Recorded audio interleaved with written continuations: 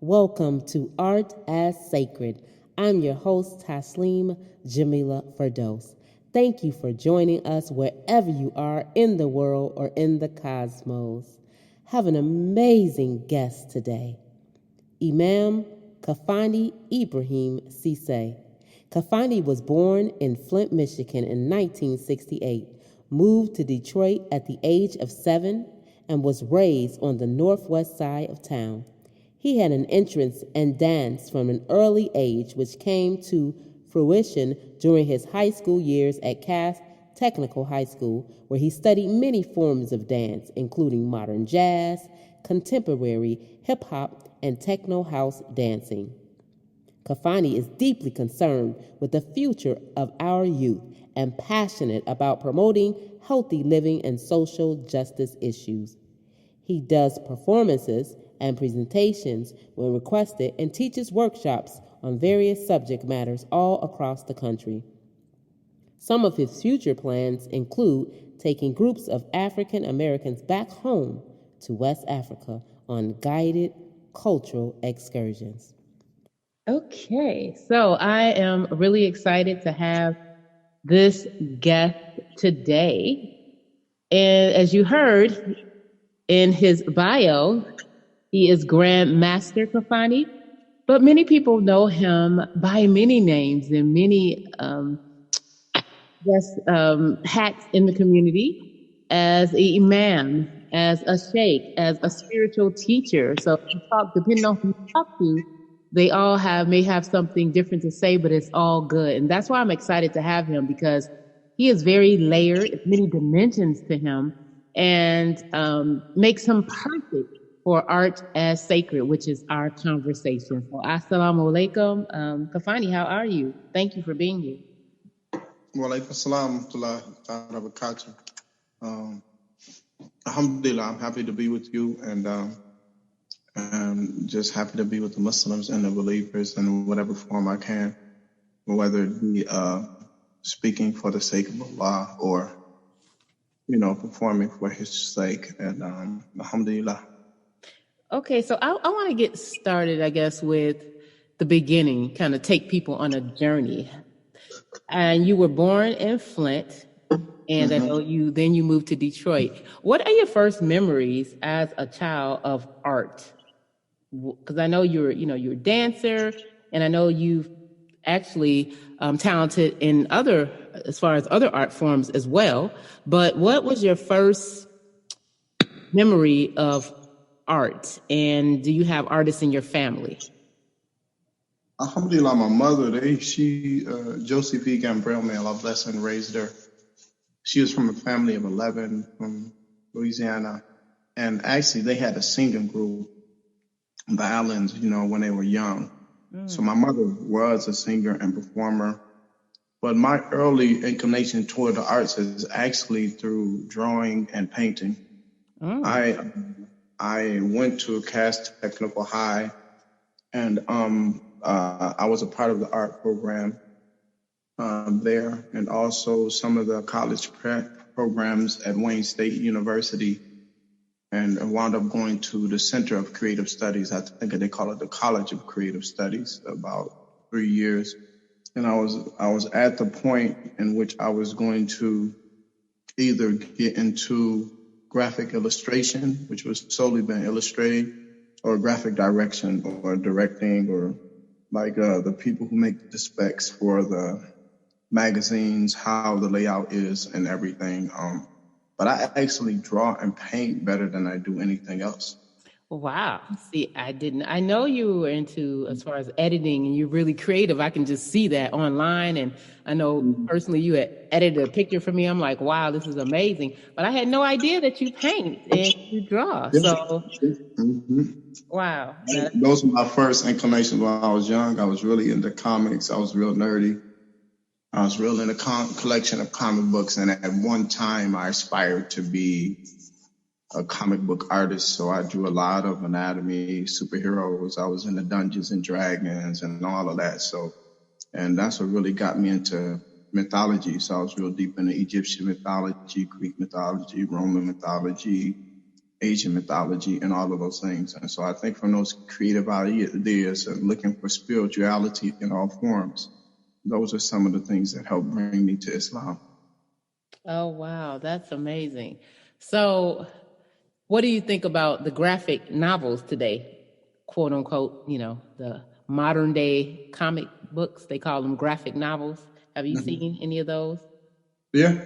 There's some I have behind the scenes dealt with. There's one called Drexia. It's actually a techno group in Detroit, but they are one of my brothers, Kadeem Abdul Haq, who we came to Islam at the early years. He's one of the major artists for the whole techno album art and age.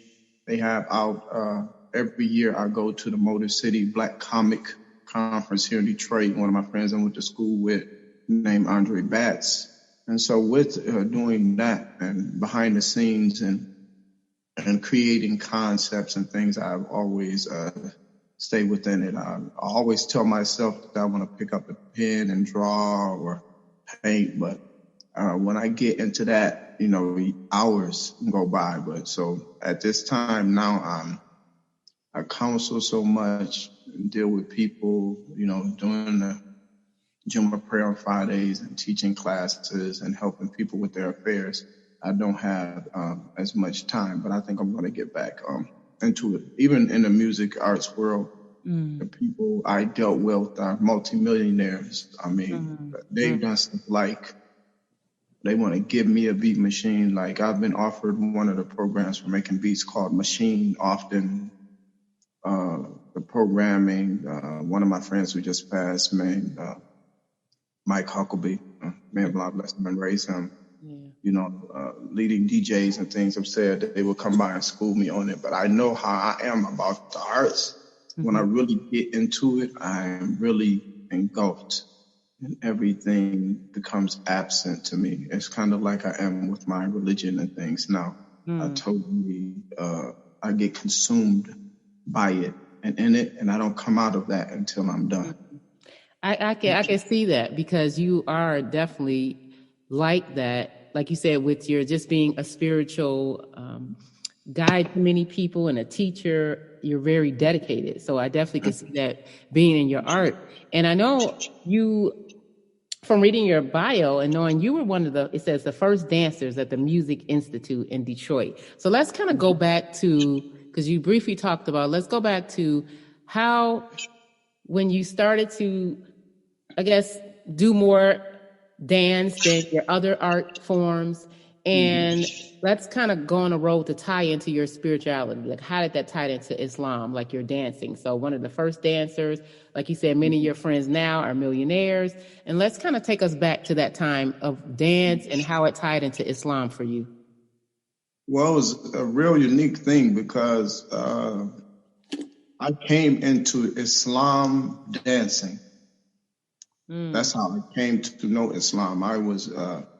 I went to the Center for Creative Studies for 3 years. I was kind of getting burned out just from the art classes. I used to wake up at 7, go to school till about 7 or 10 at night, come home, sleep a little, and then before the time of Fajr, I would do concepts. In a design school, it's much harder than other schools because you always have to think up something new. The Center for Creative Studies was very competitive. And so what I did was I was taking my academics and then taking a class. So I took a year off of Center for Creative Studies and went to Wayne State.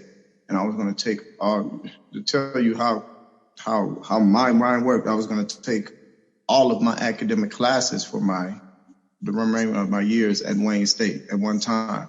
And during that time, I met my brother Hassan Malik Green Mausi, or the son of Sundiata Mosi.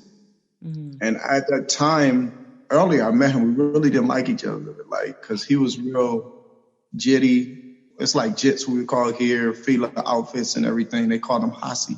I didn't even know he was Muslim. Me, I'm coming from a kid who graduated from Cass, grew up in Sherwood Forest. I'm wearing tweed jackets and Diodora hats and shoes and everything. I was really, really preppy. But one beautiful thing is that we went to a summer program that Kim Weston, who was a part of Motown, created.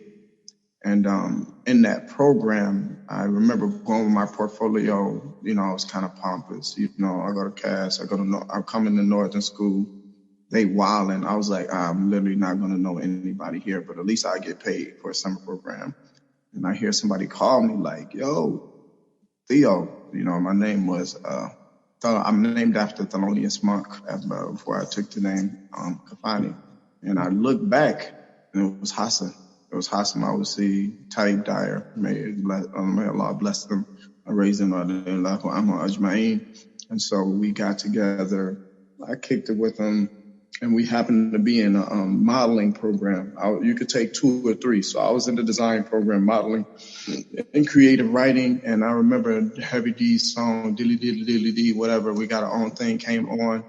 And so everybody was out dancing. There were some dancers who were part of that program who were part of Watts Mozambique. So they were doing the wine and everything. And me and Hassan wound up being the last 2 battling with each other.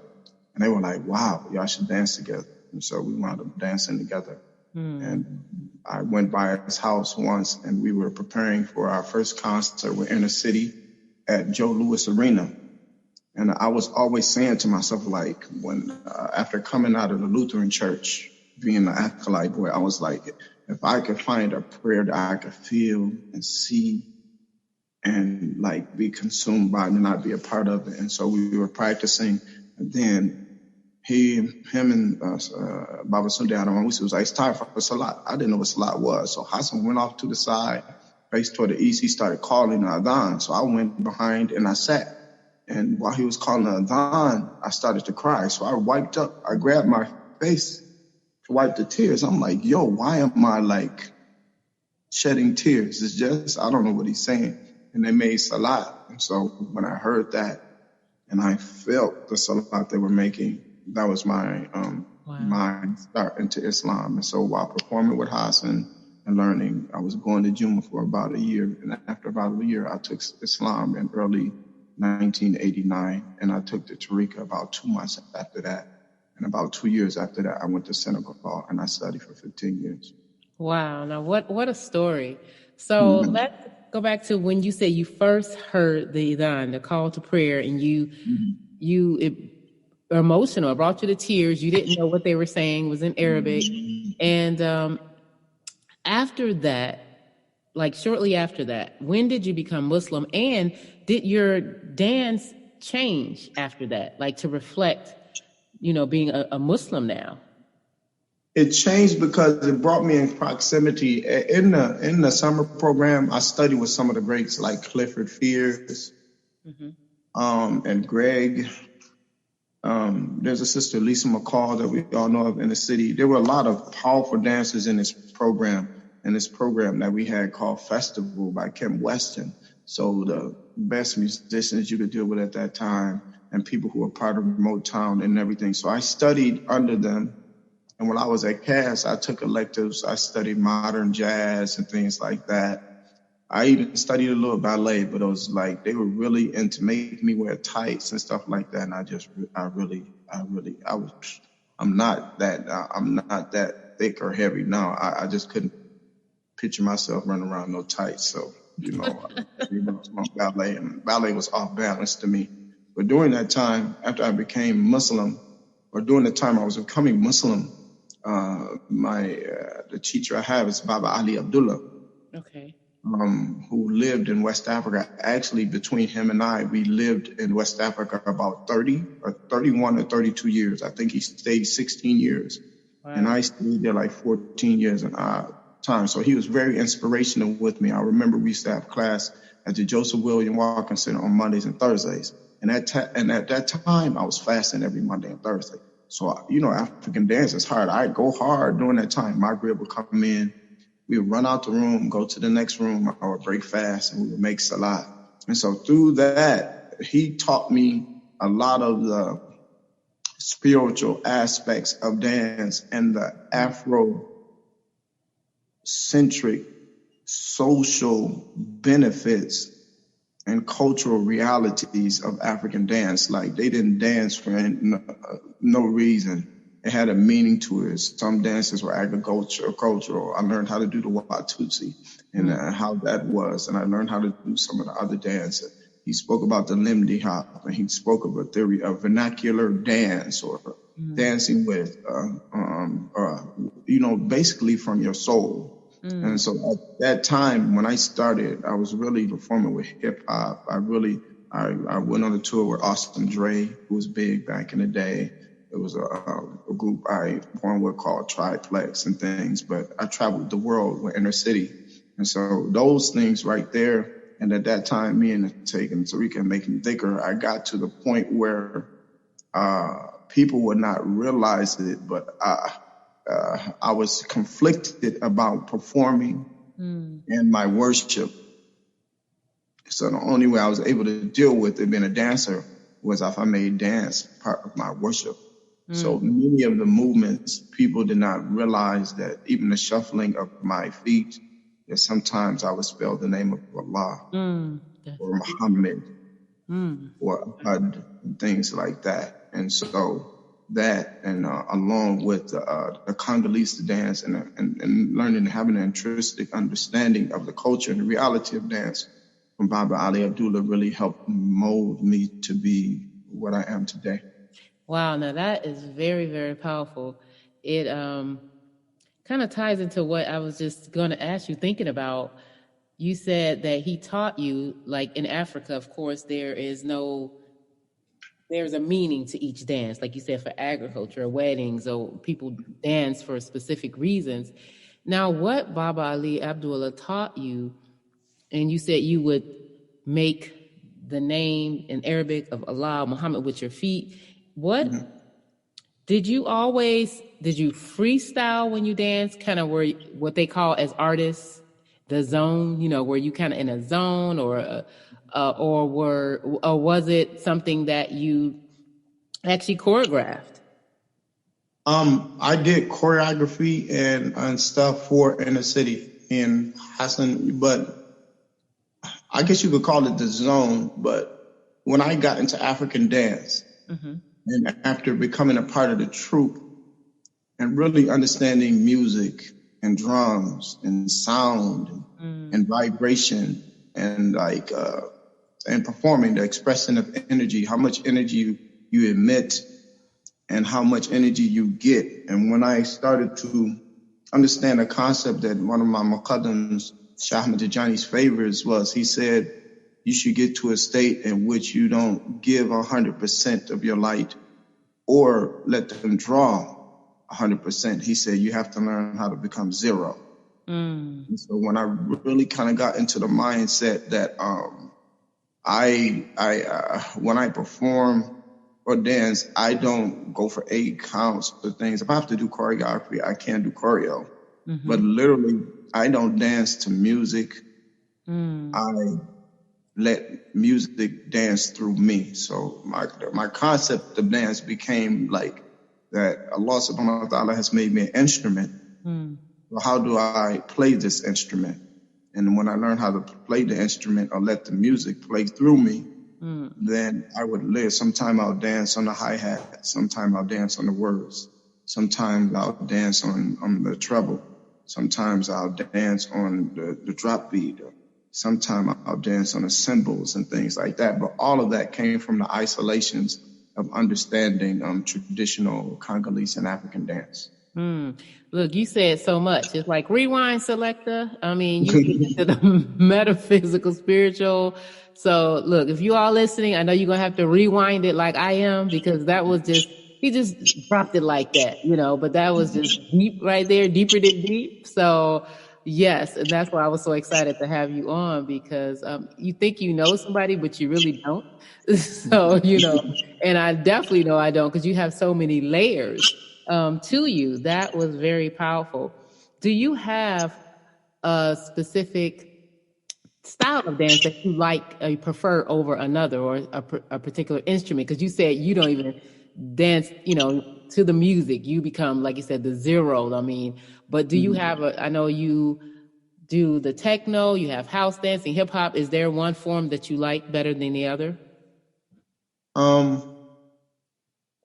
I would think the dance that perfected me the most was traditional African dance, Congolese dance, or like you would see Senegalese dance, because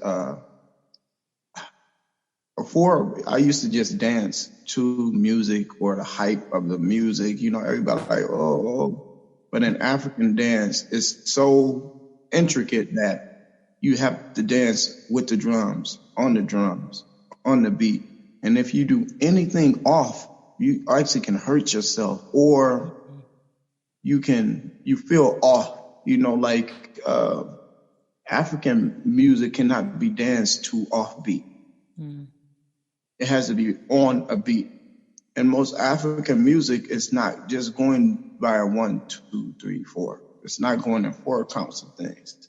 African is with the polymorphic sounds that you get.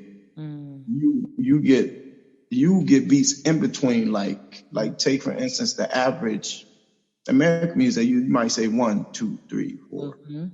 2, 2, 3, 4. But in African dance, you're even dancing in those spaces. Yeah. So where you say 1 and you have a space, 2, you have a space, 3. In African dance, you might go 1, 2, 3, 4. You know, you're literally filling in and pausing and giving isolation in spaces. I remember one of the things that my Baba taught me. And one time when I learned to be able to isolate my head, I could shake my head up and down, be moving my hands from side to side, shaking my shoulders, shifting my waist, and moving my feet at different angles and rhythm, but literally isolating those areas, or just isolating, just dancing with the feet, or isolating at the waist or the head. When I got into isolations and stuff with it, it really just like, after I took African dance, it really like took me to a whole nother level. And it helped me in Senegal. When I went to Senegal, I would go to some of their traditional gatherings, and some of them I danced at, and it was like, yo, you like from America, how do you know our traditional dance? And it was because I had a perfected teacher. Yeah.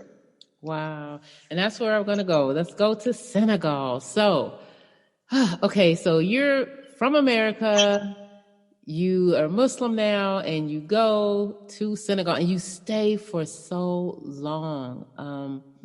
How was that experience for you? I mean, because I've, been to Africa, like in and out, in and out. And I'm thinking, like, and just the profound effect it had on me, just the short amount of times. But I was just thinking about, like, wow, staying there for the amount of time that you did.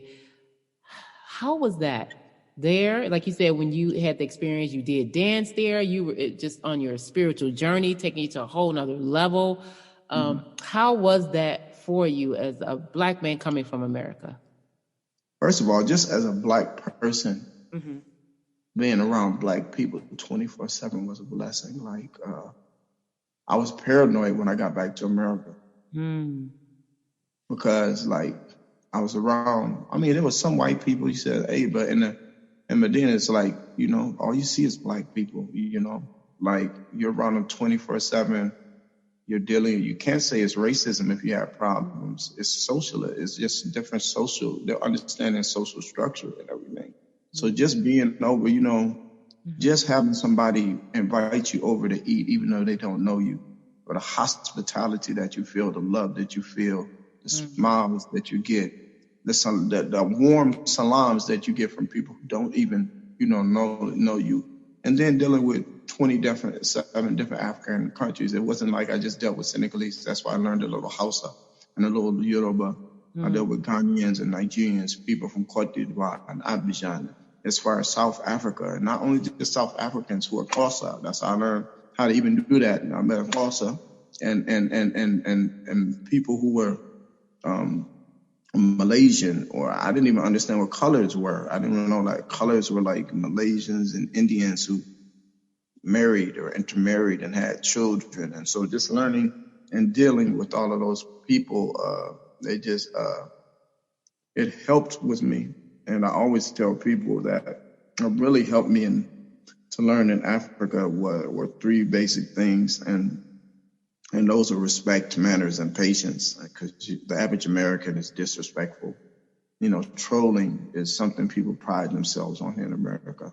You know, manners, the average American is we really don't have good manners. And we know we don't have patience. And Allah says in the Quran, Inna Allaha ma'al sabirin. So surely Allah is with the patient. And if you're impatient, then Shaitan is with you. So we just need refuge, yeah. Wow.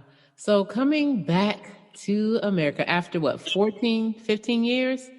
Just about 14 years and 6 or 7 months, yeah, just about 15. Okay, you said you came back, you were paranoid. I can understand that. So, you know, just being me coming back from anywhere, it's like, no. But how was it for you? Okay, now you were there, very different than being in America. When did you start back dancing? And was there a time when you said, okay, I'm not going to do this anymore. I just want to focus on, because you're a spiritual leader, you know, in the community. And you're known not only just in Detroit, America, you're known worldwide now. You know, people, if you look him up, he's known worldwide. So how was it coming back to America? Did you feel like, okay, I'm not going to be an artist anymore. Now I'm on this new path. And how was that process for you?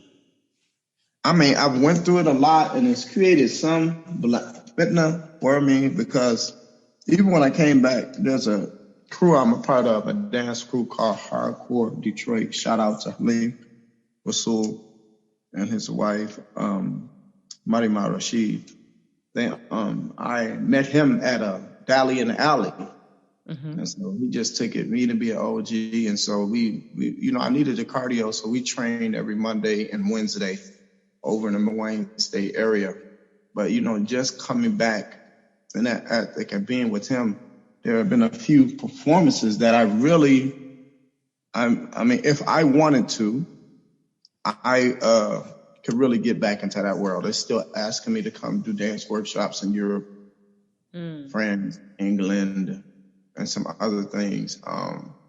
I got back about 5 or 6 years ago. I did a video that he referred me to. I really didn't want to do it, but I still did it with a group called Disclosure. Not knowing Disclosure is one of the leading European Euro electro techno groups in Europe, and I did the song called White Noise by Disclosure, and now it has 66 million views on YouTube. Yes, I saw it. That's amazing. And then there's another performer called Wajid. I wound up doing 2 with him. One is called Shango, and the other one, if you watch it, it's on Vivo. And one called Kingdom, which I was able to put a lot of my own spiritual input in. If you ever see it, you'll recognize it in it. And you know, now I look back in the dance form I have with house and techno dance. I'm literally the only dancer in the genre who has 3 full featured videos. You know, usually a dancer, you're background, you know, you're behind who the main singer is and things. But I think I'm literally the only dancer of my form to have 3 full feature-length videos where I am the only dancer, the sole dancer, and the sole caricature or avatar for it. Yeah, they are. They're very powerful. And yeah, if people can look it up. Even Shango, the one by Wajid, I did during Ramadan. Oh, wow. That was a deep dilemma for me, because it's like, I really want to get out of it, but if somebody offers me between $750 and $1,500 to dance for like 15, 20 minutes, I really can't turn it down. Right. You know. Wow. Yes. So how do you feel? Okay. What do you feel? You talked about all the things that, to me, kind of sets you apart from other dancers. See, I didn't even know all that. I just know when I've seen you dance on your videos and in person, it is just a beautiful melodic flow and spiritual experience just watching your movement. And so now that I know all this, it's going to be something else for me now, just a whole nother level. Like, wow, do you see in the future you teaching? Because to me, that is knowledge that we need, especially the people that are dancers, to have something on that level and not just, like you said, to be dancing just like, oh, I'm feeling the music, but really to get back to the African traditions of dance and spirituality. To me, that is just a beautiful connection. Do you see yourself teaching that to anyone? Yeah, I have done some workshops and have taught.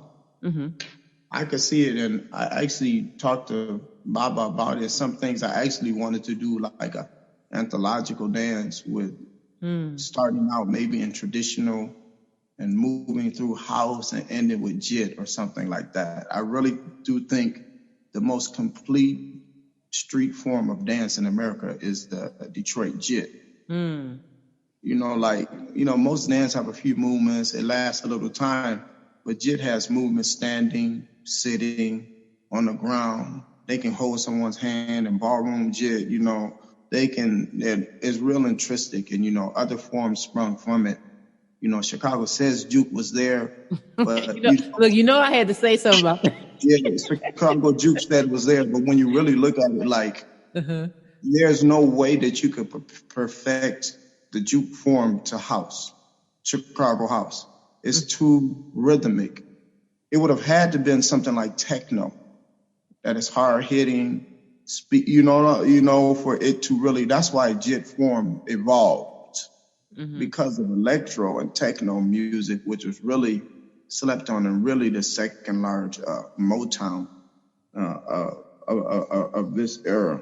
So between that and the juking in other areas, going to the South and all around the world, I really do think that Detroit jit doesn't get the shine that it needs, because all those other forms, they have good basic movements and everything, but they're not as complete as the jit form, and how it has evolved and how intrinsic and synchronized it is because of hard industrial techno sound and everything. So, well, you know what? As I tell many people when I talk to them, I say one of my talents that I am blessed with is to listen to people. And I was like, I can create a whole business for you. So I see that with you with workshops, as far as the academic part of it, you know, the lecture part along with the demonstration, because how many people have that knowledge like you do? So that's your job. So you just said people don't know about the Detroit dance. It is not given its, you know, proper due. That's for you to do. So I see that as amazing all over the world for you to do that at universities. You know, I've seen universities like Harvard, Princeton, you have people talking about that or going to do workshops and don't have the knowledge that you have. And so to me, that's just essential that you pass that on, you know, through lectures or a book, and something that can be in universities that they can use as in their curriculum. So, yeah, that's what I see. Definitely see that for you. So the brother Masood is doing a lot of that. He made a documentary on the jit. It's even on Amazon now, about the original brothers who created the jit form and everything, and in Detroit. And he's done workshops at universities and everything. And even while I was in Senegal, I got permission to, and I even produced the rap group while I was in Senegal. They were called Deep Poets. And actually, they really changed the whole rap flow in Senegal. Really? Okay. Yes. I molded them to be like Tribe. You know what I mean? With Tribe / Wu-Tang, because the Senegalese at that time, when they rapped, it was like, you know, it was like their music. So I taught them how to actually created a form called Wangle or Winglish or Wolof in English, where they kept with their 4s and an 8. I taught them about 16s and how to rhyme. And if their rhyme was whack, I would deny it. And so they really perfected themselves and changed Senegalese hip hop. Yeah. Okay, so you are a true legend. And so when is your book or documentary coming out? A lot of people have been asking me about that, and I actually really want to work on it. I'm just looking at, like, with me doing khutbahs and everything, there's some books that I would really like to do with a better and more relevant understanding of the word of God and the Deen of Rasulullah Sallallahu Alaihi Wasallam in this age. I think it's so stoic and so lofty with some people that the children cannot relate to it. Yes. They relate to it in their lives right now. Yeah. And when you can relate it in your life, then it doesn't become important to you. You find something that you can relate to it, and that's more relatable. Yeah. And so I'm just thankful that I've been able to make it relatable and things like that, and relate to people. And I'm looking into that. Yeah, you have to do it. There are easy ways to do books now. You can just talk it, have somebody else type it up, but your information, it just is so vital that it's out there for people. And I know personally, me as an artist, that's why I always felt comfortable talking to you, because you're balanced, and knowledgeable, as far as spiritual and artists, as far as like just the arts and spirituality mixed together. And that is so needed, right now. And especially, like you said, with our youth, they can't relate to other people if they don't even have that reference and that experience that you have from which to pull from. And so to me, the work is very important. And there's not many people that could do it in the way that you can with what you have, the experience that you have, and the genres that you have. And also with your spiritual knowledge as well. It's just invaluable. So that's your project, inshallah. So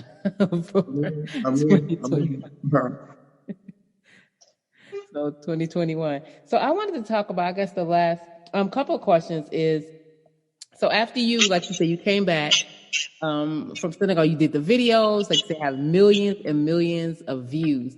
Where do you see now, what do you see with the art community and spirituality? Where do you want to see it in the future, like going next? Or where do you think it should go? What direction? I kind of like the direction, like that people like Amir Suleiman, you got Khalil Ismail, Bernard Muhammad. I like the way that the form of poetry, spilled entendres like Sukina, Pilgrim, all that, the sisters and Poetic Pilgrim, Mm-hmm. I like the way in which it's going right now. And evolving. You got Drea Deneur, what's her name? That's Drea Deneur, yes. Yep. I like the way that it's going. And even there's a sister, I can't remember. She's worked with Mariam Rashid, or she's Muslim, but she's a popper, locker and waver. You have Dr. Sauda, and a lot of people who are not. First of all, being African American, we have to realize that we have to be unapologetically Black. Like, I don't need to apologize for being a Black man in America. No matter where I am in the world, I don't have to apologize for it. And we have to realize, we really have to research our roots and things like that. And that it started out from this. We know that Arabic is a language, but it's not a race. So who were those race of people? Like when Hajar and Ibrahim came to Mecca, and the people who came to get water from them from the south were called the Jurhum, which is the lineage of the Prophet Muhammad sallallahu alaihi wasallam. Why don't they tell us that, Ethiopia was ruled, southern Saudi Arabia was ruled for years by Africans. And we know this because in Surah Al-Fil, they said Abraha, he attacked Mecca from southern Yemen. It's just that the elephants, they would not enter. That means that Africans were ruling for years. For years, that was a part of it. And there's the non-essential reality of the Middle East. There's no Middle East. Mm-hmm. Saudi Arabia isn't the middle of the East anyway. There's no Middle East. They are doing everything they can not to call it East Africa. And that's what it really is. And that's where, I was listening to a discourse by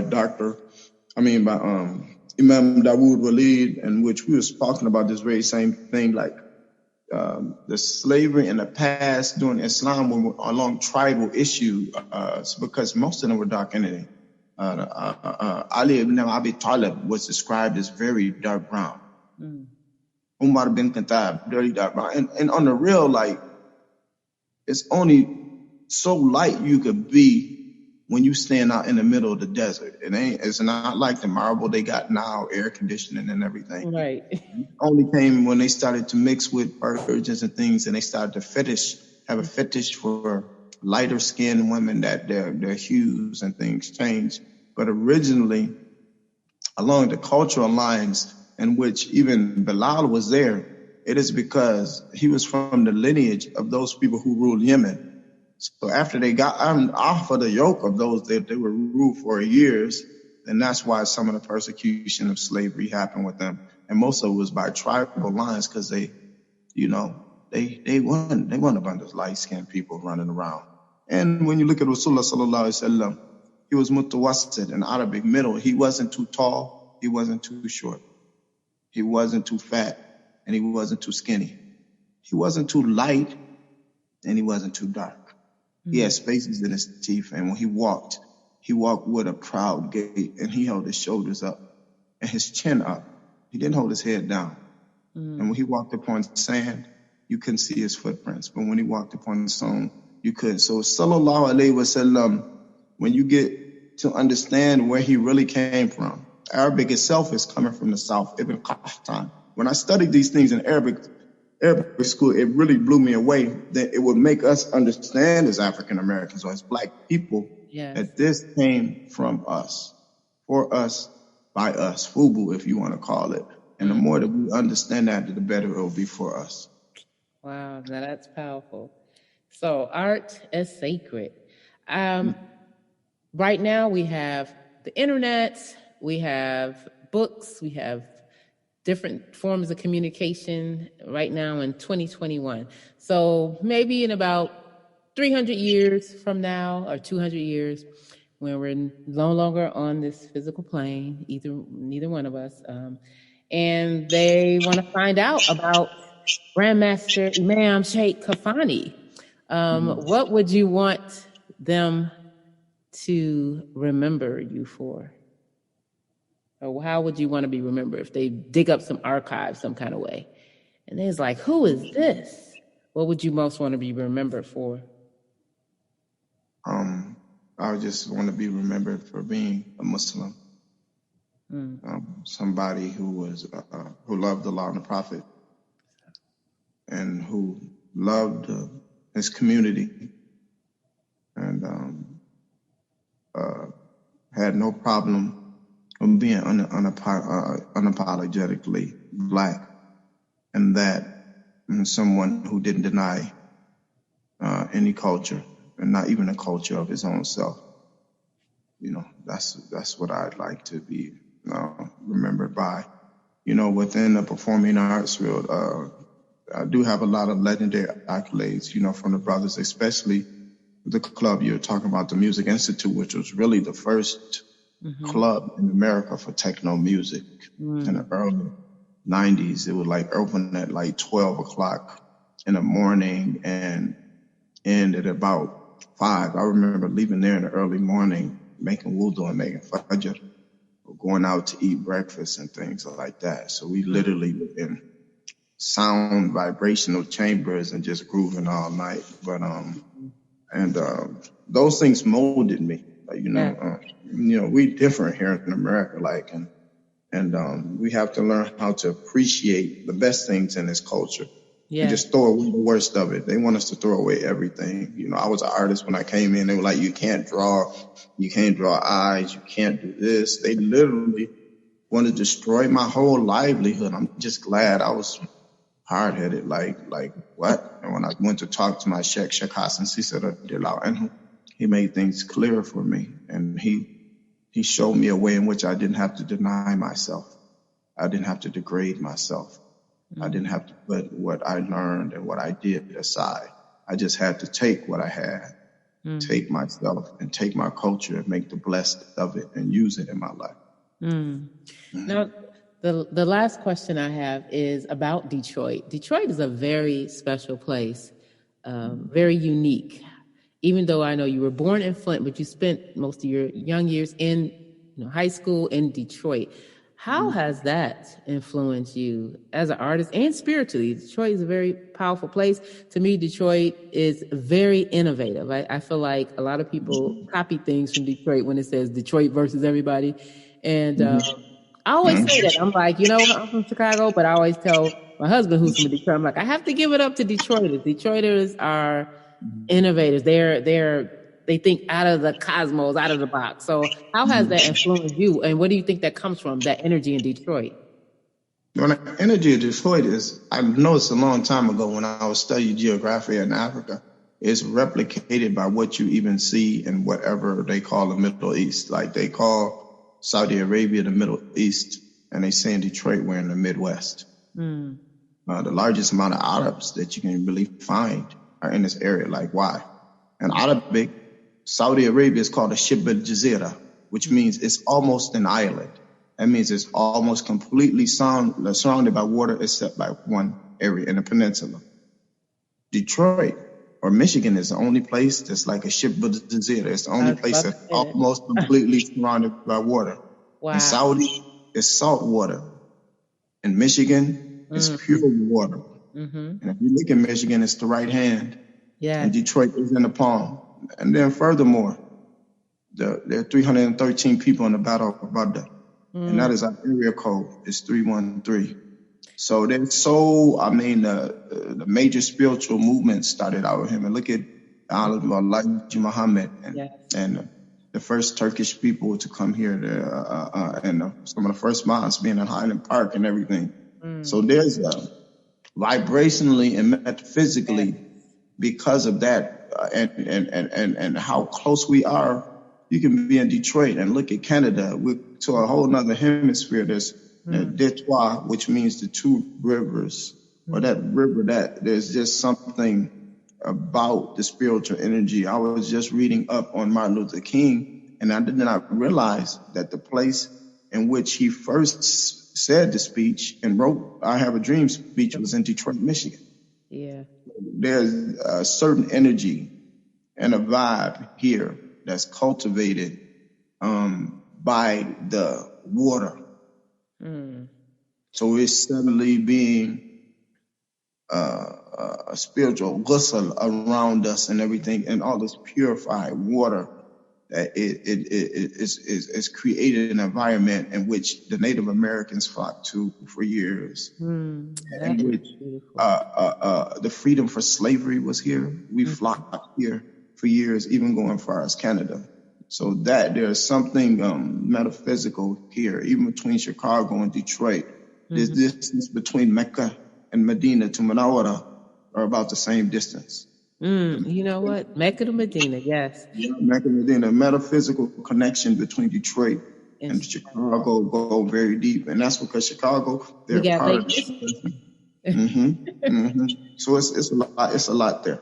It is, and it's so deep because I literally just wrote a poem last week about the Lake Michigan in Chicago and just the energy of the lake. And I remember just elders in Chicago always talking about the energy in the spirituality of Lake Michigan and just the water. And also when I was in Detroit, people always say the same thing. It's in the water. It's in the water. So you just perfectly explain that. And I am just honored to have you on here, and I couldn't have thought of a better guest, as art is sacred.